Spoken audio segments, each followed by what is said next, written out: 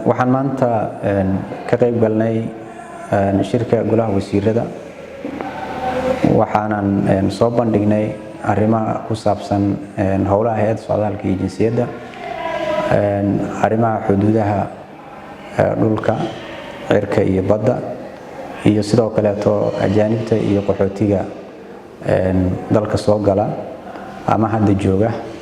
waxaan kale warbixin ka siinay hababka socdaalka dalka iyo hababka lagu bixiyo dalku galka iyo dalku jooga iyo sidoo kale waxaan warbixin ka siinay sharciyada la xiriira howlaha hay'adda wada shaqeynta aan la leenahay hay'adaha dawladda iyo kuwa kale caalamiga ah iyo sidoo kale dadaalada socda ee lagu horumarinayo habka lagu bixiyo baasaboorka Soomaaliya iyo sidoo kale arrimo la xiriira amniga xuduudaha oo soo ka hadalnay oo ku saabsanaa in iskaashi laga sameeyo arrimaha xuduudaha si amnigooda wax looga qabto waxaan kaloo soo bandhignay dalalka burburay oo horey Soomaaliya saaxiibo ula ahaa oo iyaguna maanta dalalkooda ay soo burbureen oo iyagoo qaxooti ah jooga dalka Soomaaliya iyo sida loola dhaqmi karo iyadoo horeyna aan u soo bandhignay arrintaas inay u baahan tahay in il gaar lagu fiiriyo waxaan kaloo ka hadalnay dib u eegista ku socota sharciyada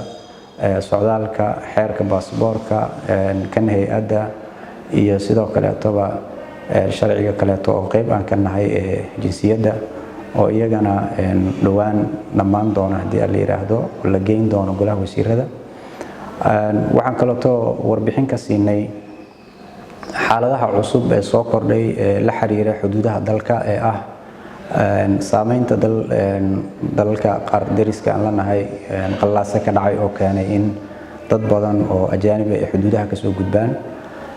taas oo iyaduna kulay goluhu ka dooday aan rajeynayno inay siyaasad laga soo saari doono arrimahaas ayuu ku saabsanaa hawshii maanta ama bandhigii aan ka sameynay